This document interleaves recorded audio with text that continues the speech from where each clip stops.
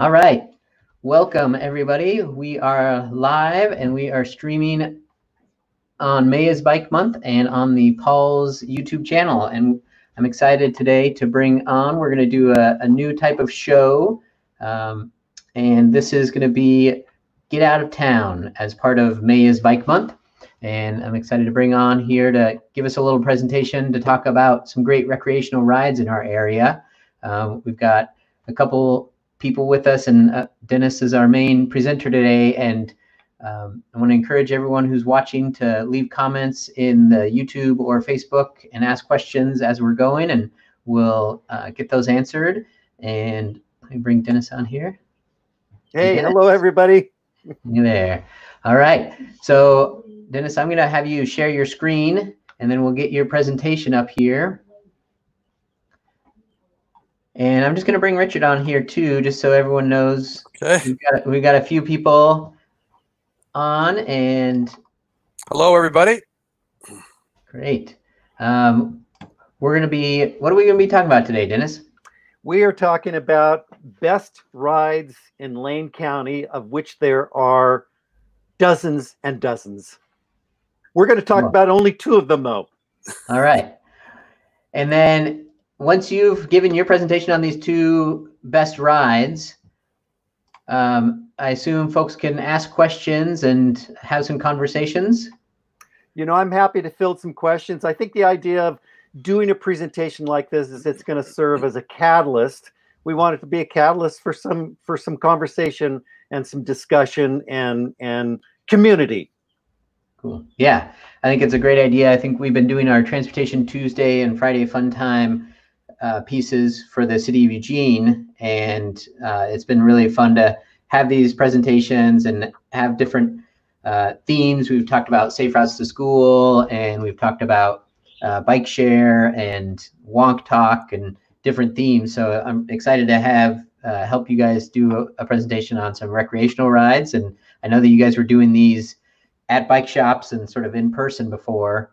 And now with COVID, we're all adapting, but I think it's a great way to build community and keep making those connections even when we're not able to get out on group rides, to share rides with people that they can get out and do on their own.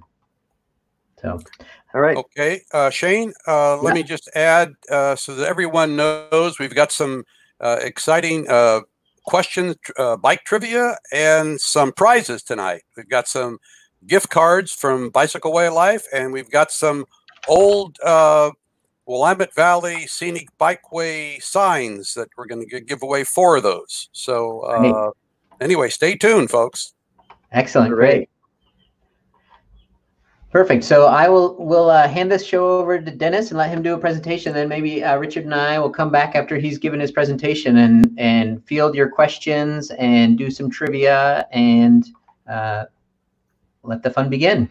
Wonderful. All right. Great. All right. We'll hand it over to you, Dennis.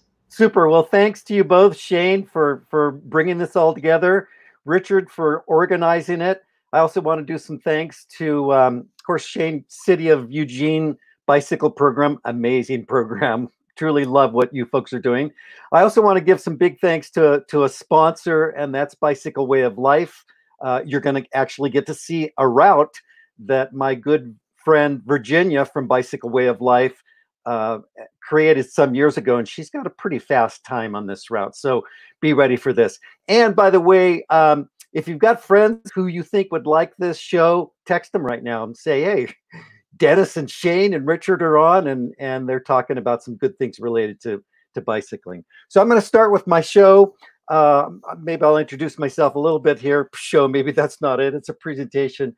And the name of the presentation is Get Out of Town. Even though this is a discussion about Eugene bicycling, Lane County has got an inventory of road rides that are really amazing. In fact, if I were a tour guide trying to bring people into Lane County and wanted to target people from Orange County, California, I would say Lane County is the place to go, because you could do a bed and breakfast.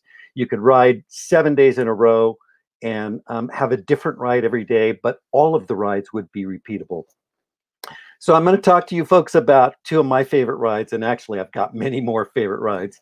The first is Wolf Creek, and the second is Middle Fork. One is fabulous for long distance road riders or adventure riders, and the other serves as a great connector for trails that are to the east of Springfield and Eugene. But it's also just such a pretty, pretty trail. So a little bit about me. I call this my vanity slide because there was a time during the early 2000s where I was a pretty skilled road cyclist. I don't do roads so much anymore, but I did have my heydays, and it kind of makes me laugh because as cyclists, I'm sure all of you have ridden by a plate glass window store only to look at your profile in that reflecting glass. Is my back flat enough? How's my hand position? Do I have my head positioned right? How do I look just physically? So anyway, details about me. Probably the one that stands out is I came to Eugene 30 years ago to work with Burley Design Cooperative. And at that point in the 90s, we were supporting 95 families making bicycle trailers here in Eugene. It was a great job. So let's talk about Wolf Creek. Depending on who you are or where you leave from, Wolf Creek is a 65 to 75 mile ride. You can get to it from anywhere in Eugene and Springfield. It gets you out into the backcountry. I often think of Wolf Creek as a place where I want to ride when I really want a remote ride, and I'm adding an element of risk because there's no support on Wolf Creek. Once you leave Eugene, you're pretty much on your own, and you're dependent on your 2 or 3 water bottles and jersey pockets that are filled with Cliff Bars. And in fact, I wrote in this slide 2 water bottles, perhaps 3 water bottles. Put that 3rd water bottle right in your jersey pocket. Also make Wolf Creek as a ride where you would carry 2 inner tubes. Now, Shane, I want to switch over to the map of this. So I'm going to do a stop screen here. Let's see if this works. What I want to show you all is a map that my good friend Virginia at Bicycle Way of Life, her route on this.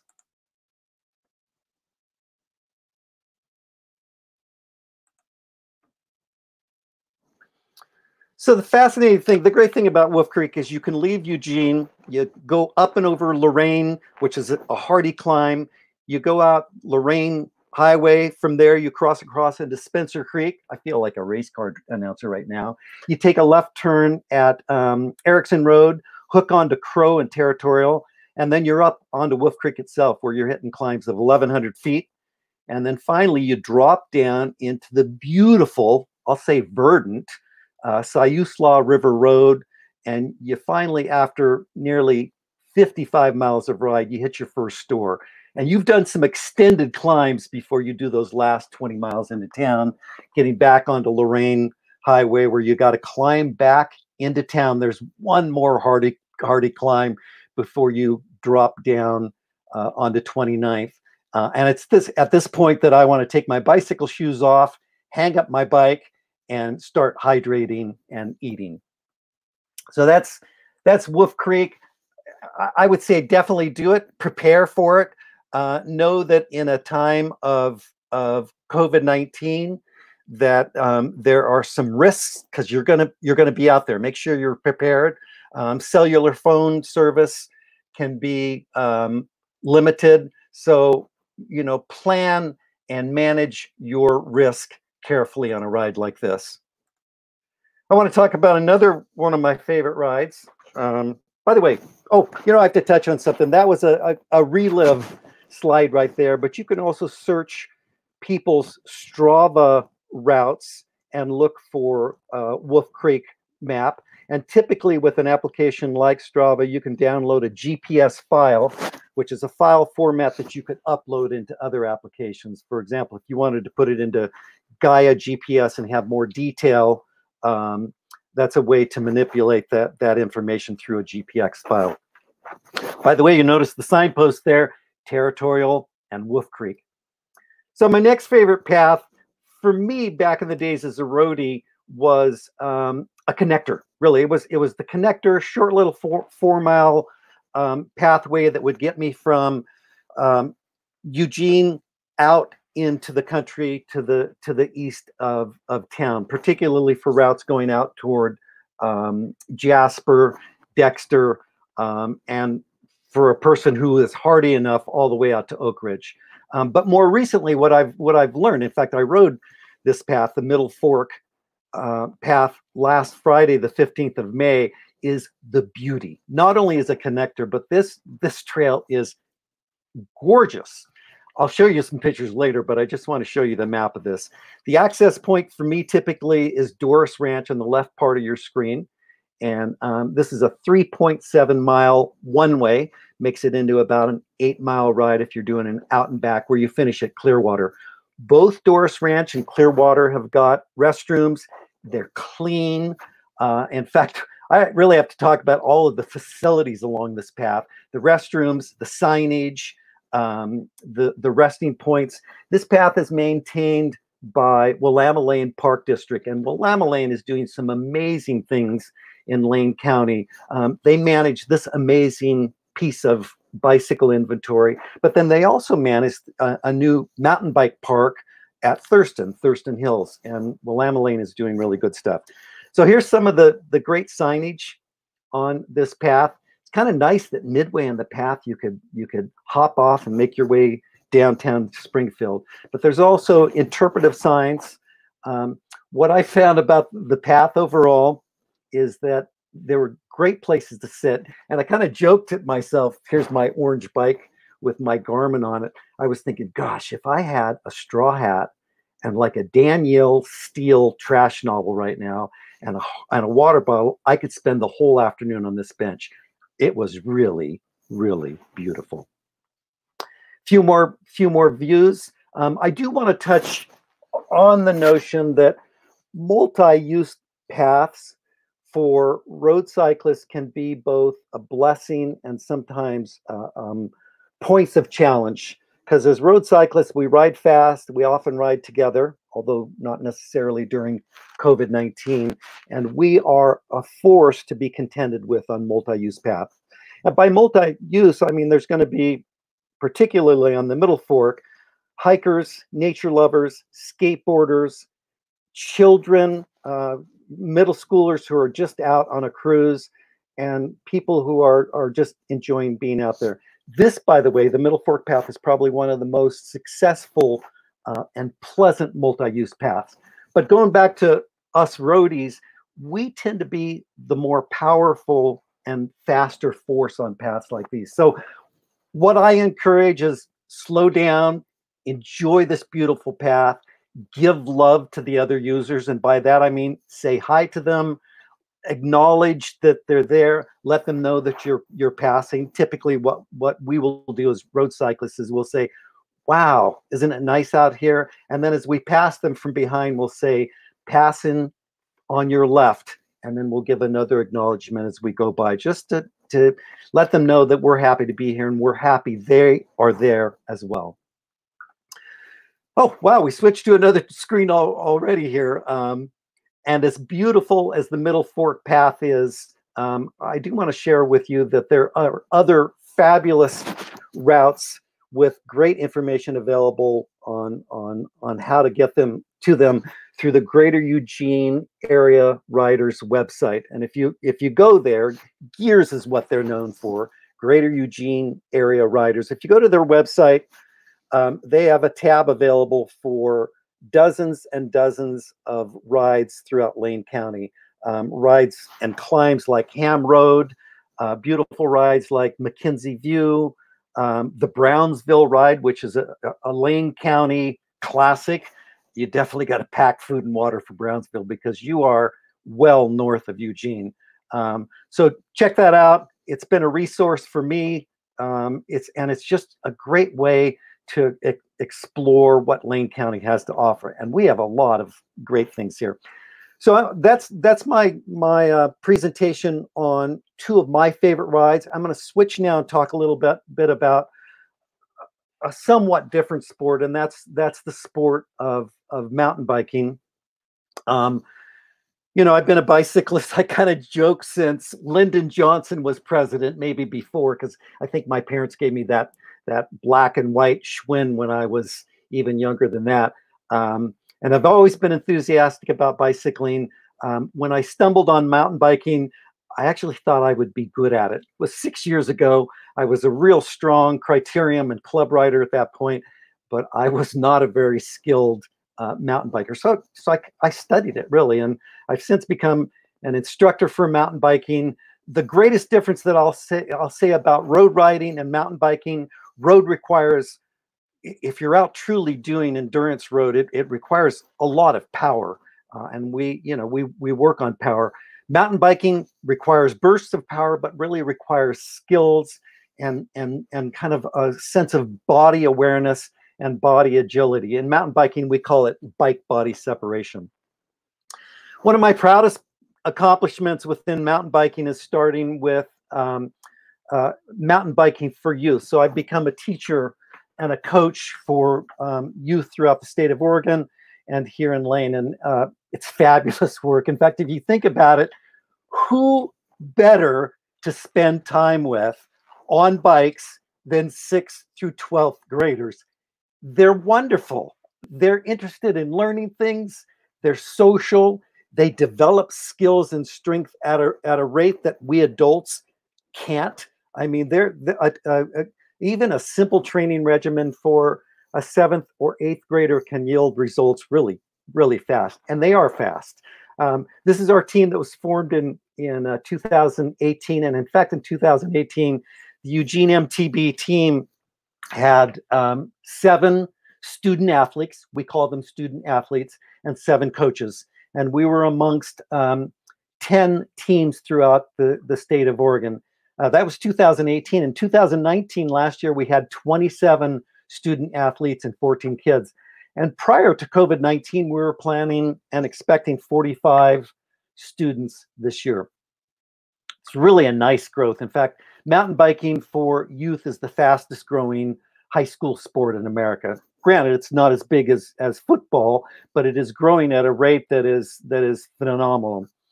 And I'll touch on that in a minute, but I want to talk to you a little bit about, and you'll see highlighted in blue here, the 2 organizations in the United States and in Oregon that have really started mountain biking for youth. The first is NICA, N-I-C-A, which is the National Interscholastic Cycling Association.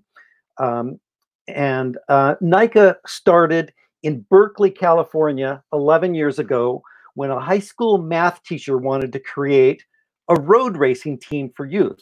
And when he showed up there in Berkeley with his road bike, all of the kids showed up with mountain bikes. And he went, oh, wow, I have to rethink that. And that was the launching of the Northern California League, which later became NICA, the National Interscholastic Cycling Association, which is now in 35 states throughout the U.S. NICA is now in Florida. Yeah, they have mountain biking in Florida, Georgia, Alabama, and even a football state like Alabama has a league that is now 5 years old. And when they do races, there are 1,000 people there supporting and cheering the 6th through 12th graders. Utah is the biggest state. Of course, mountain biking in Utah is phenomenal. And the couple of great things about NICAs throughout the U.S., 40,000 student athletes are now being supported by this program, and 10,000 coaches, licensed coaches. What does NICA provide? It provides community. It provides an outdoor opportunity for kids to spend time together in a inherently risky sport where the risk is managed. We do our best. And an opportunity for these student athletes to interact with each other. And in a world where we kind of feel about tribalism, like the kids from Corvallis, they look at the kids from Klamath Falls in the local league and they're like, we thought you guys would be different. But what happens in a NICA event is they become friends. The statewide here in state equivalent of NICA, or at least the chapter of it, is the Oregon Interscholastic Cycling League. We now have in the state of Oregon, well, we finished 2018 with 250 kids. Our first year, 2018, we only had 100 kids.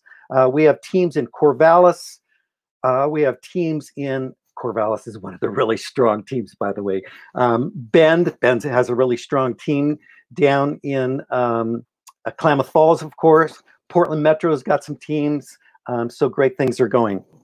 And I'm going to close this presentation by saying this program doesn't work without volunteer coaches. And that's really my kind of self-serving part of doing this presentation is I'm recruiting coaches. We are recruiting coaches.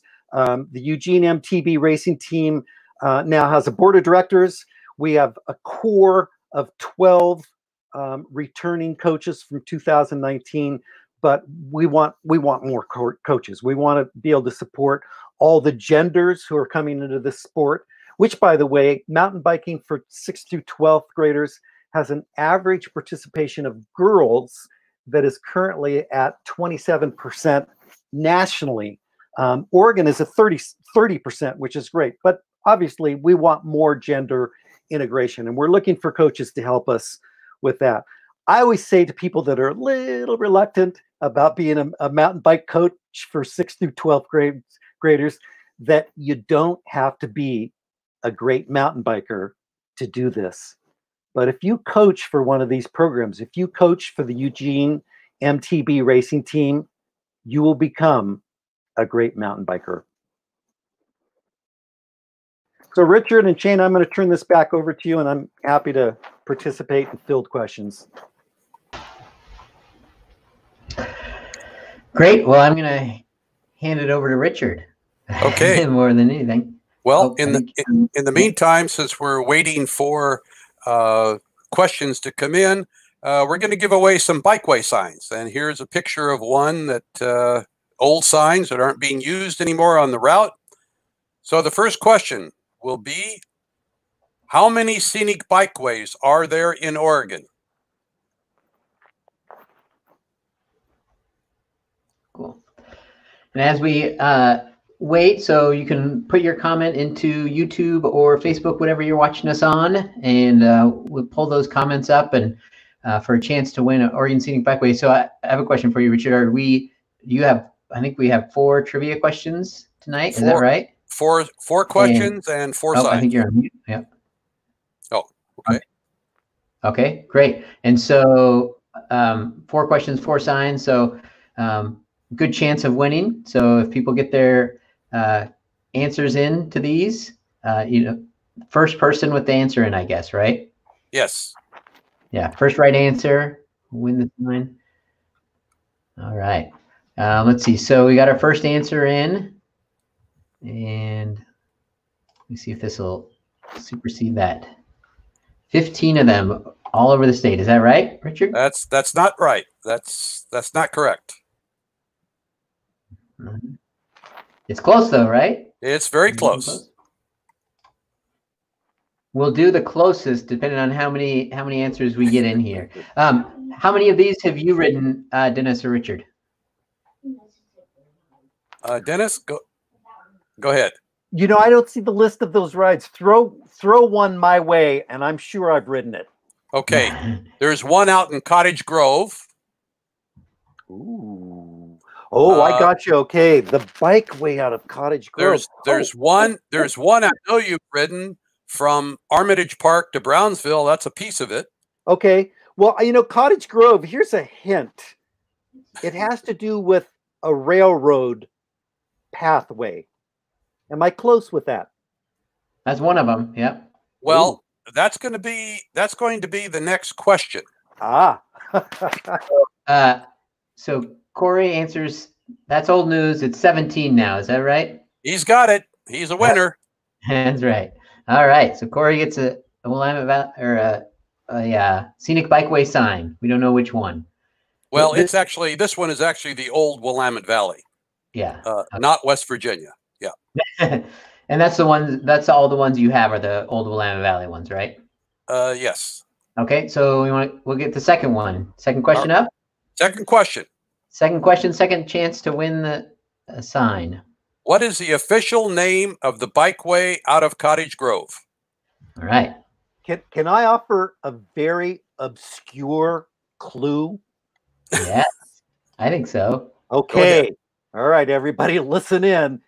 The name of that bikeway, if you think about it, has some resemblance to what people do when they are driving human-powered watercraft.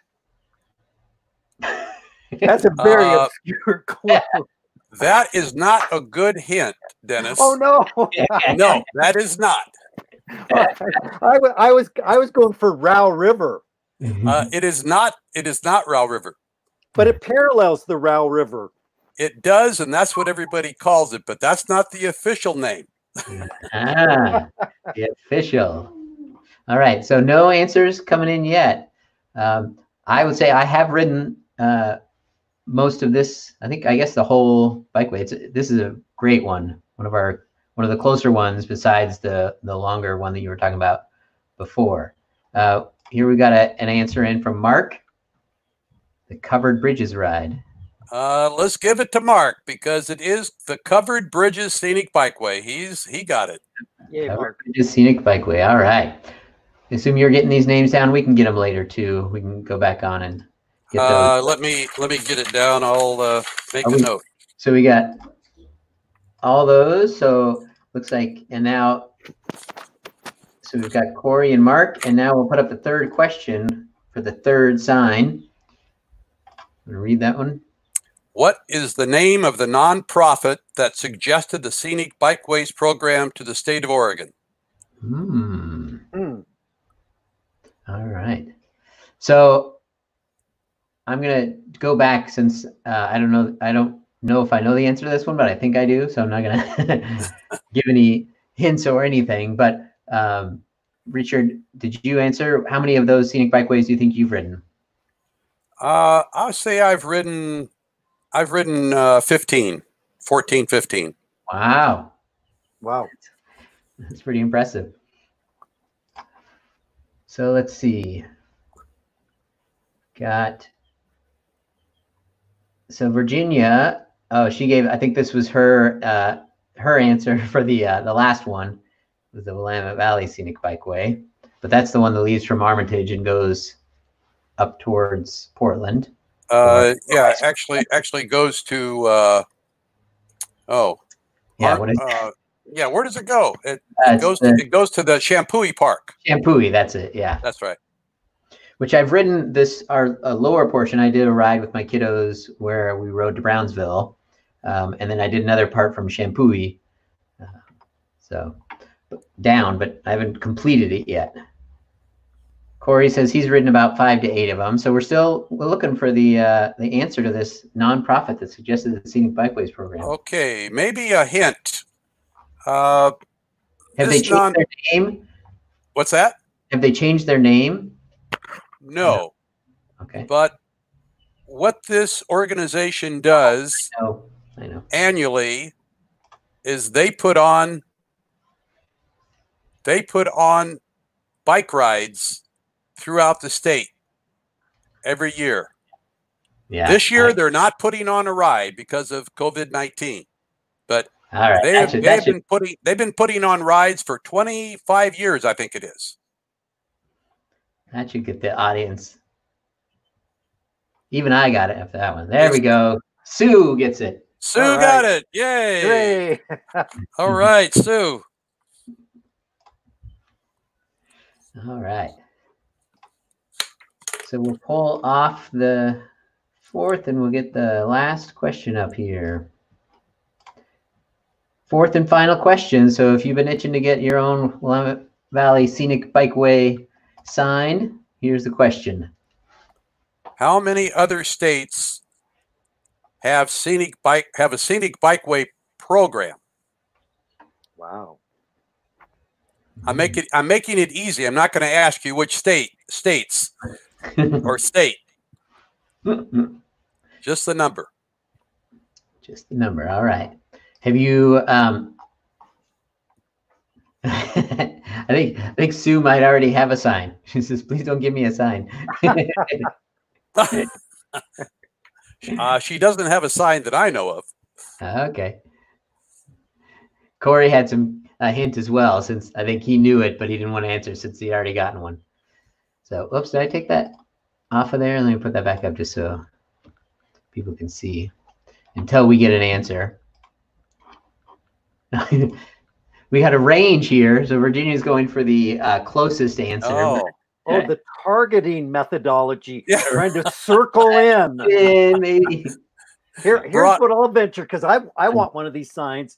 And I think because Oregon is so amazing with the bicycling we have here. I mean, we're a leader and have been for 30 plus years. 0 other states. Oregon is the sole state that has a scenic bikeway program. How'd I do? You're close. Ooh. 0 is close, and 5 to 10 is maybe too large. Right? Yeah, Mark also guessed none. But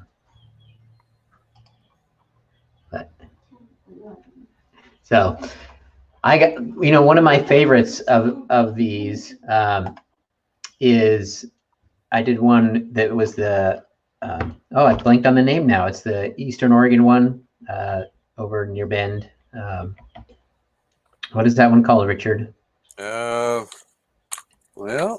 I wrote it with a I'll few get it out. I'll tell you. It ends at Smith Rock, but I don't think it's called this Smith Rock. Oh, it goes from Sisters out to Smith Rock. Yeah. Beautiful ride. Really beautiful. What is that called? It's number 13. Jessica gives us the next answer, and she says 3. Ooh. No, but she's closer than Virginia. Okay, well, Virginia gave her other guess, coming down from her 5 to 10 to 4. I think remind me, I don't think I'm going to go to casinos with you all. Right. I'd be out of money. So Shane, to answer your question, that bikeway is called Sisters to Smith Rock Scenic Bikeway. All right, literal name. Exciting name. Literal, and that's where you start and end, and yeah, turn around. Yep. Hey, do you all know that there is a mountain bike trail called the Timber Trail that goes from California? This is single track with some gravel all the way to the northern part of the state, the Timber Trail. If you have a chance, look it up. Mountain biking takes like 2 weeks to do the full trail. Timber Trail is amazing. For you, those of you who like a little bit of single track. Yeah, it's about 650 miles, I believe. Woo. Virginia, no, but oh no, I don't know how, but no, that's not correct, Virginia. But you're close. You're very close. one half. 0.5. So Jessica said that she just started watching, so she didn't get any of the hints. So Jessica says 1. Okay, we got a winner. Poor Virginia. I think maybe we have to give Sue's sign if she doesn't want it to Virginia. But she also said she has a sign. So okay, let me get Jessica's name down here. I have one of these signs in my office. It's a gorgeous sign. It's great. I think it's pretty impressive that. So I think the question now, Richard, is obvious. Which state? Oh yeah. Okay. Well, I could make that another question, but we'd be here all night. For Richard's Dutch 3-speed bike, which is a rare piece in itself. No, I won't even pose this. Richard, you do have a sweet city bike, by the way. I don't have that one anymore. No. Yeah, that was a classic Dutch bike. It weighed 75 pounds and it was a beauty. It certainly was, and it went to a good home. So Washington, the other state? The state of Washington, just this year, before all this virus started, passed legislation to copy what we're doing here in Oregon. Wow. So, and just to let you know that there are people that call from other states on a regular basis asking for help from this state on how to set up one of these bikeway programs. We're the only state that has an active one. The state of Washington is now just starting, and They're looking for all kinds of help from us to get it going. So yeah, that's great. Cool. we are a leader. Yep. Yeah. Yeah. Cool. All right. Do we have another slide on there, or is that it for our information? I think that's it. Okay, great. I wanted to encourage everyone who's watching, if you have any questions, I think we've got a great panel here of some local ride experts. And so encourage folks to ask their questions in the comment section. Otherwise, we'll riff on some interesting topics, because I know there were some things that came up that I wanted to ask Dennis too. Oh yeah, can I put my picture of me up looking really fit on a road bike? There you go. Okay, enough of that. Let's look at pretty pictures of the Middle Fork. Okay, ask away. So I think, the transportation cyclist in me wants to, and just sort of the historical Eugene side of me wants to ask questions about Burley and your time there and some of those pieces. Oh, sure. But since we're talking about rides, I guess I'm curious to know, like, beyond these two rides, what are some of your other rides, and where do you tell people to go to find out about local rides? That's a really good question for pondering, because often in offering rides, and we all know this, you want to offer a ride to somebody that meets their ability. I often think of this as, you don't want to share a ride with somebody, and at the end of that ride, they look at you and they say, "I hate you." You want to give them a ride where they're like, "I want more. This was fabulous." I often think of Lane County as having lots of hills, so there's lots of climbing. And if you move to the north, you get into the flatter terrain, but you're dealing with afternoon winds. So I'd say for me, so always keep that in mind when you're making recommendations. Try to match the ride to their aptitude. I'd say for me, favorite rides, quick rides from downtown Eugene are Fox Hollow, up and over the top. Check out Bill's Bench at the top there. At that point, you can either drop down Macbeth, which is an amazing descent, and then take a right turn back onto Lorraine and zip right back into town. Most of us would do that in, I don't know, an hour, 40 minutes, something like that. But from Fox Hollow, you can also drop down the backside of Fox Hollow and then access out toward Gillespie Corners and Territorial. That's a nice loop.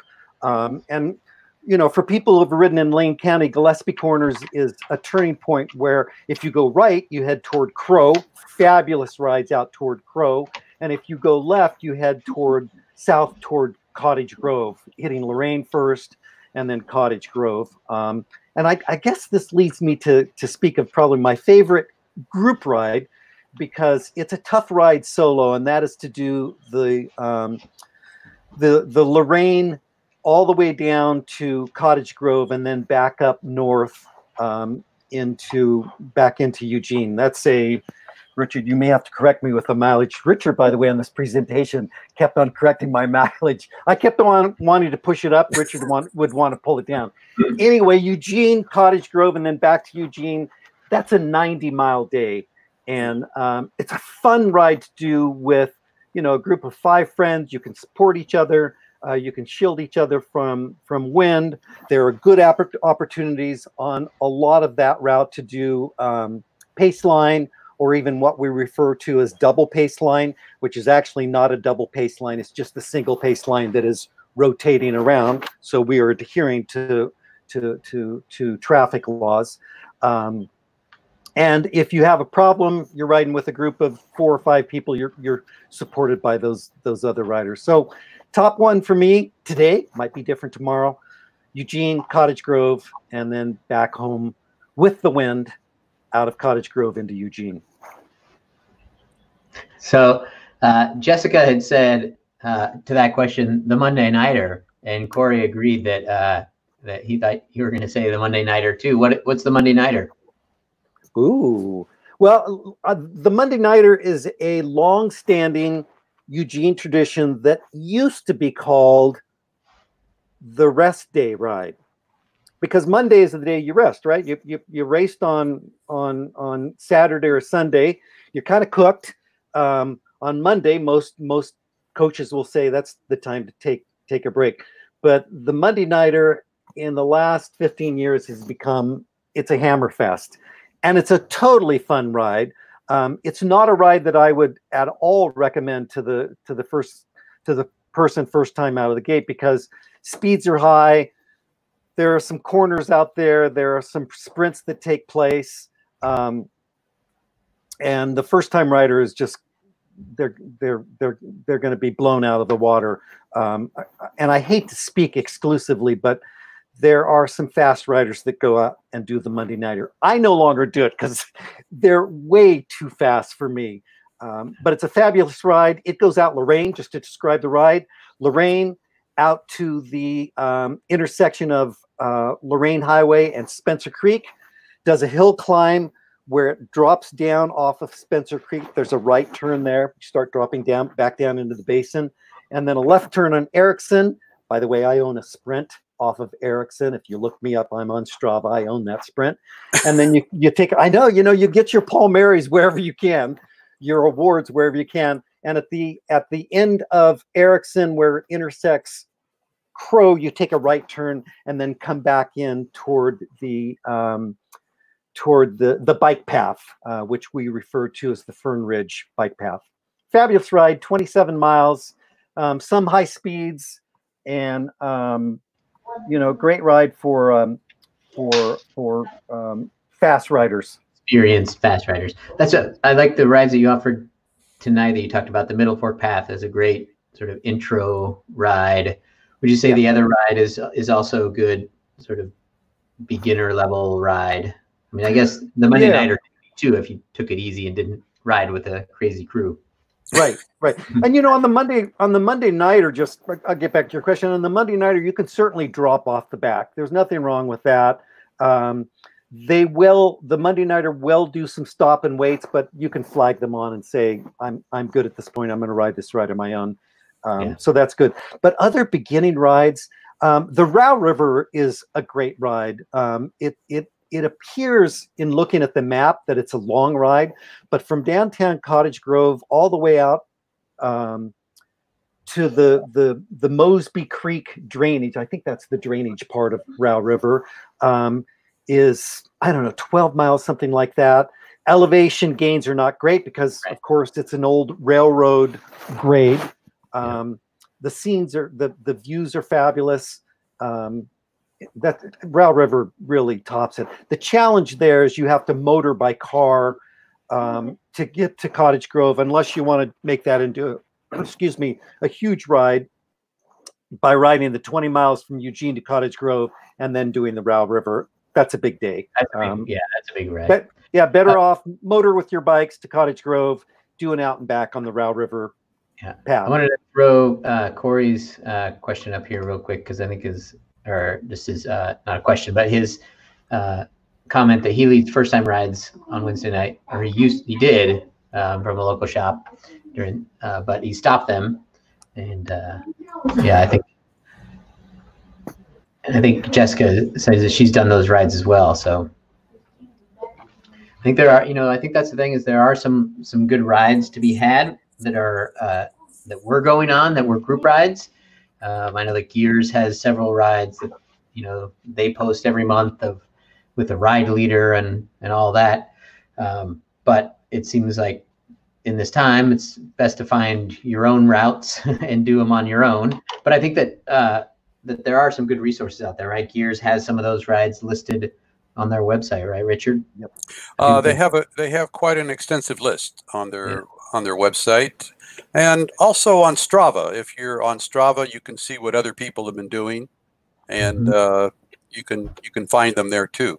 Also, I wanted to mention, I don't know how many people are asking questions, but everyone who does ask a question tonight is entered into a raffle, and we have 5 $20 gift cards from Bicycle Way of Life.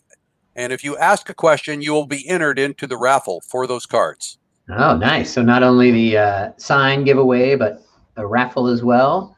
Yes. So that's good because we have about 10, 15 minutes more left if we want to hang out and chat some more about other great rides. But would be great to get some questions from people. And so if you submit a question about any local rides, you'll be entered in that raffle. So send those in. I guess, Dennis, I'll ask one other question while those are coming in. The mountain bike, the clubs, mountain bike clubs. What's the COVID-19 sort of response and thinking around that about when that might start back up and how that might be affected by this, and like what's the talk in that?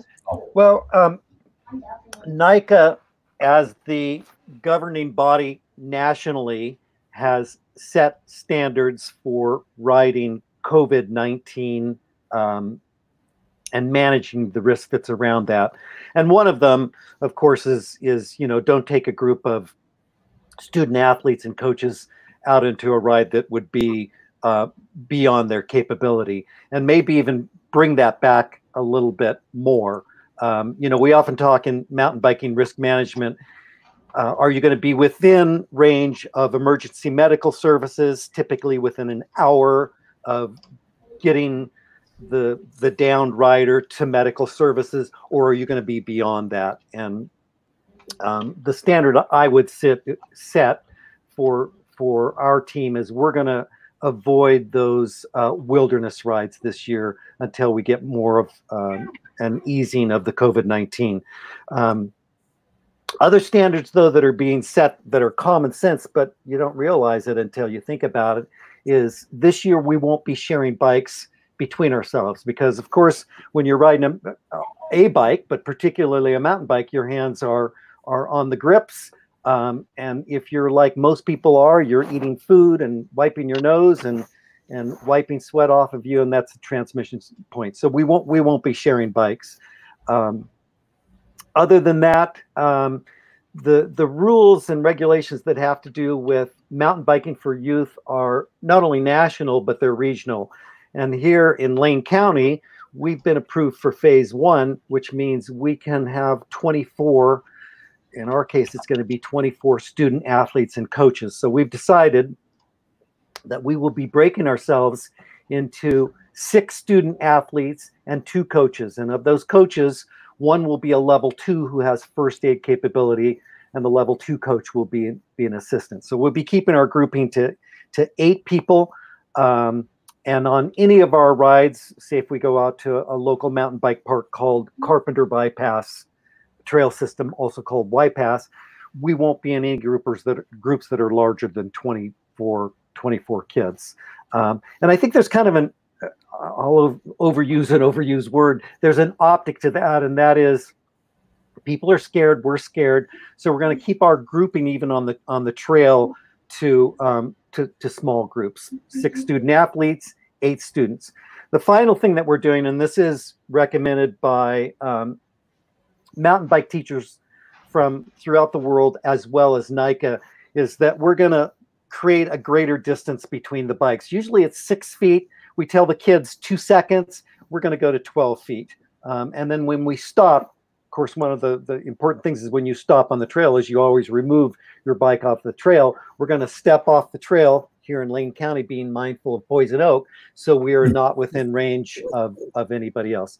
So those are some of the things we're doing, but the biggest common sense, we're not trading bikes this year. We're not going to grab somebody else's mountain bike grips. Yeah. Interesting times. So we did get a couple questions in, and I wanted to throw up Lana's first, and I kind of parsed it out into a couple pieces because it's a little bit long. She has 2 pieces, and she says, on making the loop on the new connector path past the mill on the Clearwater Trail, and 2 questions. One was, I like the new path except for the noise from the mill. Do you know if it operates on the weekends? I don't. That's the lumber mill that is to the north. I don't know if it's closed on the weekends or if that's a 24-hour operation. Yeah, it feels like it does, but maybe not as much. I mean, I've ridden by there and I'm pretty sure it's been on the weekends and it's been working, but it hasn't been that loud. So maybe it's not running at full capacity. But maybe during the weekday it's much louder, because when I've gone by there, it hasn't been that bad. So, and then her second question is, are there charging stations on the Middle Fork for e-bikes? I haven't seen them. No, I was there Friday last week. I didn't see charging stations. It's an interesting thing, because when you think about these, the scenic bikeways and shared use paths that are long, I'm curious what other countries are doing around this, because e-bikes are becoming so much more popular. I wonder if like e-bike charging stations will be a part of the amenities. Like right now you have, benches and restrooms and water refill stations. And I think who is it? I saw Cresswell and maybe Cottage Grove has installed little bike stations. And I wonder if those might include charging ports at some point. I think it's a great solution, because, of course, both in well, actually for at least 3 different users: commuters, casual, fun path and road riders, and mountain bikers. We are all so accepting of mountain bikes, of e-bikes right now, because it allows for inclusivity. So I can certainly see infrastructure going into places like the Middle Fork that would allow charging stations. I think it's a fabulous idea. Yeah. I wanted to mention one thing in regard to that. Cycle Oregon and also their sister club, I might say, Bike Rides Northwest, had been discussing that online, and they're not as welcoming for e-bikes on their rides, for the reason that there's no place to charge them. They're out camping. Mm-hmm. And of course they weigh more, and it's harder for the SAG drivers if they have to, SAG somebody in to put them on. So I think they would be more accepting if there was a way to charge them and a way to easily transport them. So that's one area where they're not as those 2 organizations are not as excited about e-bikes for that reason. Related to this, we've got some other questions coming in. So this is great. We'll power through a couple of these. I think the idea of winning a raffle got people motivated. That's great.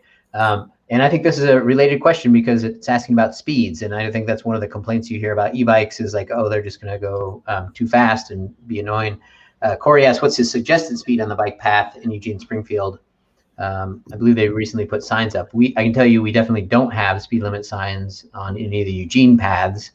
But you guys want to comment on this? I can. Yeah, I'm going to do a Virginia kind of attempt at this by doing it within range. So what I believe is 18 miles an hour. A group of riders on a multi-use path is far too fast. So 18 is way beyond it. I think you need to bring it down to a speed where you are not frightening the other users as you come around them. Let's put a number on that. There may be actual numbers that are out there legally, but I think you have to just kind of be aware of the path and ask yourself, as I'm passing this walker who may be 75 years of age, I'm 66, so I know what that kind of feels like. You don't want to frighten them, so adjust your speed accordingly. Yeah. So Sue had said 15 miles an hour. But slower, please, if there are families or older folks out on the path. Yeah, that to me, that seems like if you have to put a number on it. But for me, it's really context sensitive. It depends on where you're riding, how many people are out, really being conscious of other riders. And I think that's the key piece. If you're going to be passing someone, is there a lot of space? Are they 2 abreast? Just really being conscious that they are shared use paths, and bringing that speed way down if there are other people who might be, moving around, kids or dogs and those kind of things. So it's like you said, the shared use paths are blessings, but they also carry some other issues. So back into a fun topic here. Jessica wants to know what your dream bike packing route and setup is, Dennis. Ooh, that's a good one. Actually, I've only done one bike packing trip, and it was the stretch from the top of McKenzie Pass slightly below it, down into Sisters. And I would say where it worked for me, I was anxious. This was my first time. I was with a group of other NICA coaches, and we were leading a group of 18 student athletes through this last year. Of course, we had a guide that was highly skilled for that section. But my concern was, with a loaded bike, what kind of trail would work for me? You definitely wouldn't want to be doing a technical route. But this stretch from the top of McKenzie Pass down into Sisters was really sweet. The views are great. Of course, anytime you're up in the mountains and looking down into Deschutes County, the views are fabulous. So I'll choose that one. Thank you. Good question. Yeah. And then I had another question come in, and this is somewhat off topic in talking about, but not really. But Joel asks if there's a local organized push for slow streets to open up more public space for safe urban recreation, similar to Seattle and lots of other cities. And I think this is a really good related to what we're talking about too, because we've been talking about shared use paths, and with COVID-19, shared use paths are a little crowded right now, and it's hard to keep that physical distance, safe physical distance from people. And so some cities have implemented streets that they've closed down. And so I can say that there have been, as a City of Eugene employee, there have been some letters from community members and that have asked for this. There hasn't been a real organized push that I've seen from any advocacy organization. Besides BEST has written a letter sort of highlighting that this could be an option to do. So there's been some requests, and we as city staff are looking at the possibility of it for sure. But it's making its way up through leadership to see if it's something that we're able to implement with the resources we have. I think it's a great idea. It's something that I would definitely love to see us. It basically takes our neighborhood greenways, our system of bike boulevards and sort of quiet neighborhood streets, and turns them into spaces that are just that much more inviting for people to ride. So you can get a sort of recreational ride in an urban environment that feels really comfortable. Let's see. I think that might be all. There's some good discussion going on in the comment section from folks on Facebook talking about the how busy the mill is during the weekend, and the general consensus it's a little bit more quiet. You know, watch out for the sawdust, and some comments about speeds 12. So I think that might be all the questions. Let me see. Let me go back up and make sure I didn't miss any. If you guys see any on there. I'll highlight Sue's comment here that it's there's a good opportunity to take the LTD bus up to Blue River to ride the Afterheide and catch the bus back in the afternoon. That is a great ride. I love that multimodal ride. Let me comment on Sue mentioning about taking the bus up to the Afterheide. The Afterheide may become the 18th bikeway. Ooh. It was put in prior,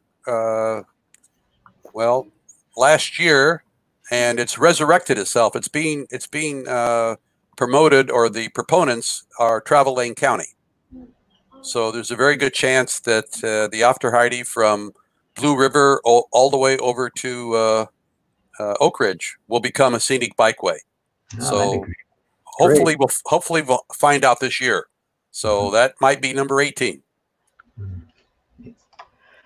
All right. I think we've got time. One last question here that Jessica asked. She says, I may have missed this, but did Shane say his favorite local ride?